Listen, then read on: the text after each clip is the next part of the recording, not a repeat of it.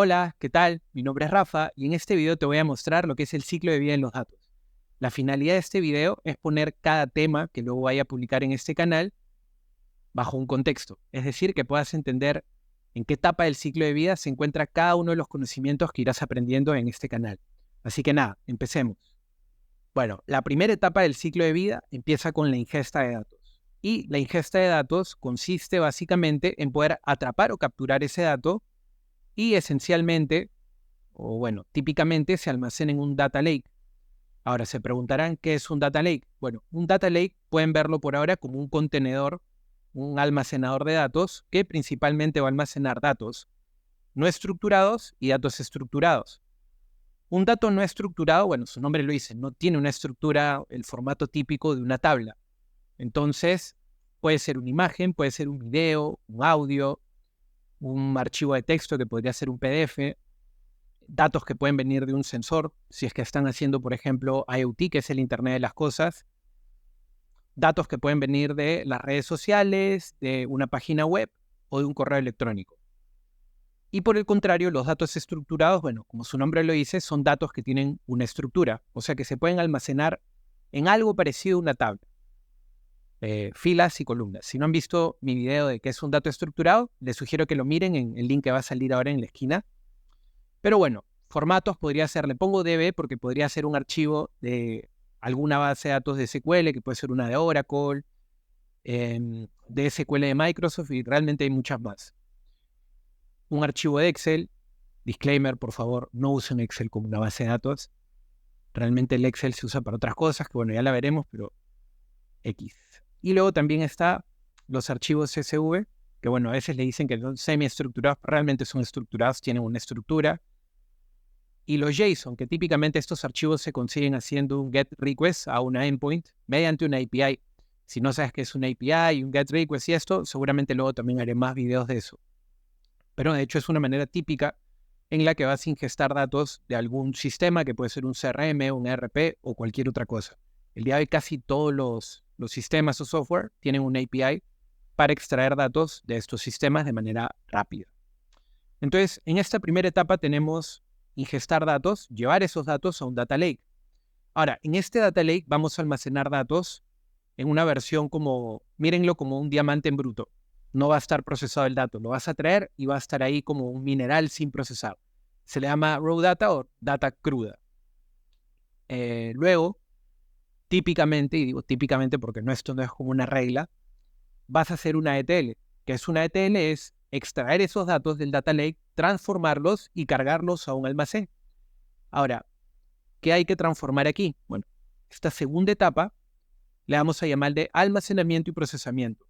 Digo típicamente ETL porque también puedes hacer una ELT, que es extraes, cargas y luego que has cargado, haces la transformación. Luego también haré otros videos más relacionados a arquitectura de datos para ver en qué momentos conviene hacer una ETL, cuándo una ELT. Hay procesos que de hecho son como EL, ya sin la T, que es como extrae y carga. Pero bueno, esto no es asunto de este video. Vas a llevarlo a un almacén de datos. Y este almacén de datos puede ser un lakehouse, que esto está orientado un poco más para arquitecturas que soporten Big Data. Entiendas el Big Data como grandes volúmenes de datos que se procesan a gran velocidad, y que tienen una gran variedad y otras características. Y el Data Warehouse es un tipo de almacenamiento de datos un poco más tradicional y orientado al BI tradicional, o sea, al Business Intelligence. Y en este almacén lo que vamos a tener, digamos, es estándares de calidad y bueno, un sistema de almacenamiento que podría ser un lakehouse, un data warehouse. Realmente hay muchos otros sistemas de almacenamiento, pero los más comunes son el lakehouse y el data warehouse. Ahora, ¿qué son estándares de calidad? Si bien es cierto que hemos hablado de transformar el dato, transformamos aplicando criterios de calidad. Yo podría tener un dato estructurado que podría ser una tabla y podría tener un campo, un DNI, por ejemplo. Un DNI tiene 8 caracteres, digamos, para este ejemplo. Entonces, hay que definir que en esta columna puede entrar un dato tipo, no sé, numérico o varchar, que sería como una cadena de texto y que tiene, por ejemplo, le acotas ahí un tamaño de caracteres. Porque obviamente si te viene un DNI de 10 caracteres sería un dato incorrecto, ¿no? Entonces vas definiendo tus reglas de calidad. ¿Qué haces, por ejemplo, también con los datos que vienen en blanco? Hay reglas, por ejemplo, cuando haces ya ciencia de datos y haces modelos, que tú puedes decir, por ejemplo, que el dato nulo lo borras. Podría ser una salida.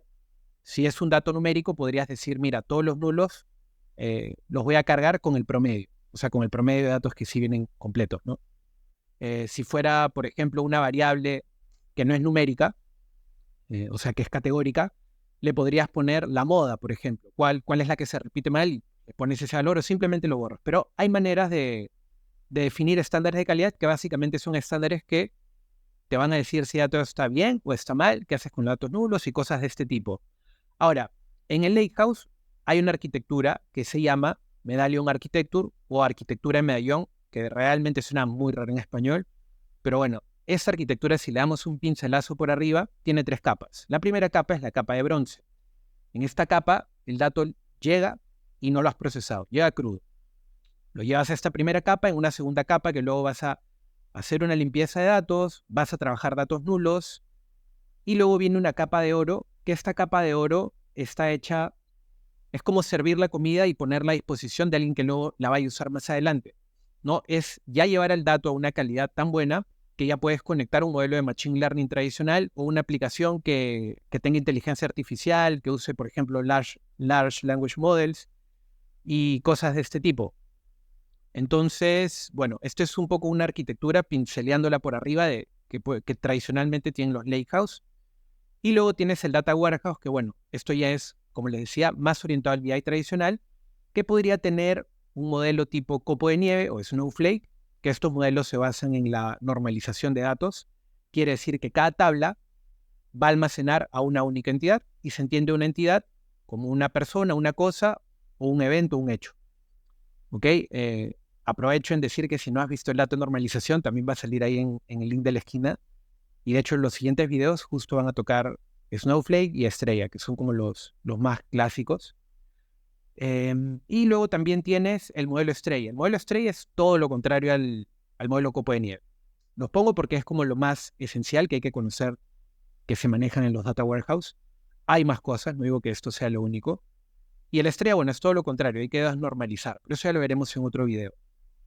Les adelanto sí que uno está hecho para la transaccionabilidad y el otro está hecho un poco más para las reporterías, o sea, para leer. Uno para la escritura y el otro para la lectura. ¿Qué más? Bueno, luego en la siguiente etapa tienes la etapa de exploración. En esta etapa de exploración vas a hacer modelos de datos y esta capa de datos normalmente se le llama la semantic layer o capa semántica. ¿Qué es lo que tiene esta capa de datos? Tiene, bueno, hay que hacer un análisis preliminar de los datos y patrones para posterior estudio. ¿A qué me refiero con esto? Bueno, tú vas a tener los datos que ya están limpios, vas a hacer tus modelos de datos, que podría ser un data mart tradicionalmente.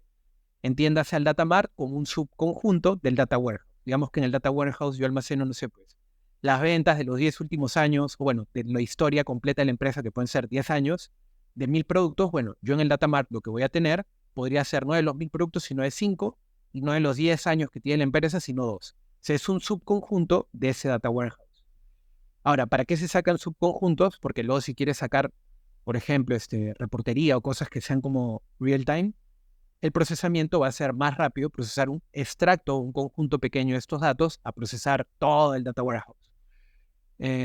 Otra característica que tiene esta semantic layer es que el usuario que va a ir a servirse de esos datos ya no va a tener que hacer código ni procesar, podría no tener ningún conocimiento relacionado a tecnología y va a poder consumir ese dato tipo drag and drop, como arrastrar y ponerlo en un lugar, como tablas dinámicas o algo así, o cargarlo directamente de un Power BI. Otro disclaimer, el Power BI, a ver, no está hecho para hacer ETLs. Espero que los que estén viendo este video lo sepan y bueno, si no igual ya luego lo haremos más adelante. Es una herramienta de visualización de datos. Entonces, una buena práctica es conectar al Power BI ya a un data model y no hacer todo este procesamiento de ETLs en Power BI. Pero bueno, bueno, luego después de esto, un poco lo que luego tú puedes hacer es, ya al tener un modelo de datos, tú puedes entender un poco el pasado, la historia, por qué han sucedido cosas, por qué mi venta bajó en tal mes. Puedes ir analizando, segmentándola por dimensiones y más o menos tratar de entender qué pasó y por qué pasó.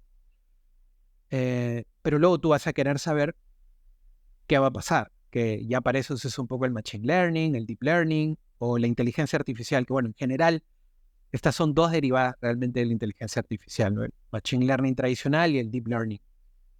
Pero un poco esto te va a permitir, ¿por qué pongo aquí planificar una estrategia de modelos de inteligencia artificial?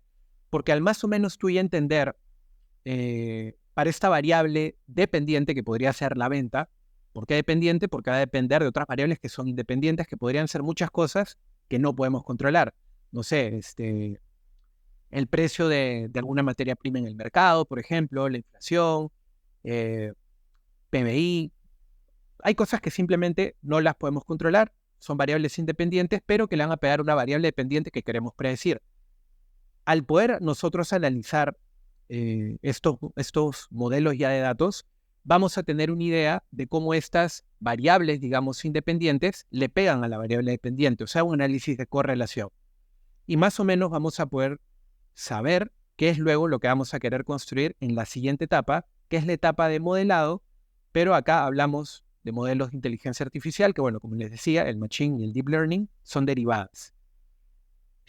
Bueno, está el machine learning tradicional y lo que realmente ahora me apasiona un montón, que son hacer aplicaciones que tienen inteligencia artificial por detrás, que usan large language models, usan embedding, un montón de cosas realmente muy interesantes. Pero antes de obviamente hacer toda esta inteligencia artificial, si no tienes un data model, y este es el hype un poco que hay el día de hoy en el mercado, ¿no? Todo el mundo quiere hacer inteligencia artificial, muchas empresas se mandan a querer implementar inteligencia artificial, pero muchas de estas empresas no tienen un buen modelo de datos o no tienen ni siquiera una buena calidad de datos. Entonces, si todo lo de atrás no lo has hecho bien, obviamente lo que metas a ese modelo de inteligencia artificial, bueno, la salida va a ser, no lo quiero decir, pero ya saben qué es lo que va a hacer, va a salir algo mal. Entonces, hay que trabajar muy bien todas las etapas anteriores porque tampoco es que la inteligencia artificial haga magia. Ya luego iré desmitificando un poco la inteligencia artificial en otros videos, pero un poco este es un pincelazo del ciclo de vida. Pero bueno, solo para retomar lo que había puesto en Data Models, esto de planificar la estrategia es más o menos planificar qué modelos vas a armar. Tú has visto una data histórica y más o menos tú vas a tener una idea de voy a armar un backlog de algunos modelos de Machine Learning que yo lo voy a querer construir en esta fase de modelado. Y bueno, una vez que ya tenemos estos modelos de inteligencia artificial, los hemos probado, hemos visto que tengan un margen de error pequeño o considerable como ya para ponerlo en producción, vendría la siguiente etapa que ya es comunicarlo al negocio. Y no quiero limitar la inteligencia artificial o la ciencia de datos a negocios, porque de hecho pienso que la inteligencia artificial de hecho brilla más en otros sectores que no necesariamente son el negocio. Puede ser la medicina, la biología y un montón de otros campos que realmente ahí sí que se le saca jugo a la inteligencia artificial. Pero comunicar en el contexto en donde se aplique la ciencia de datos o la inteligencia artificial. Y bueno, acá ya viene la acción. En base a algo que tú ya sabes que va a pasar, en base a un pasado que más o menos conoces, tomar acciones. Y bueno, un poco este es el pincelazo que les quería dar de cómo viene el ciclo de vida de los datos, para que puedan entender el contexto de luego por qué iré subiendo videos de cada cosa y bueno, no sea simplemente aprender por aprender, sino que entiendan que cada aprendizaje tiene un contexto dentro de todo este ciclo de vida. Y bueno, aprovecho en dar un saludo a Nat que me regaló este termito. Seguramente que si estás viendo este video ya estarás en Dublín. Rompe la crack, espero que nos veamos pronto y bueno, nada. Si les ha gustado este video, compártanlo, denle me gusta y nada, bye.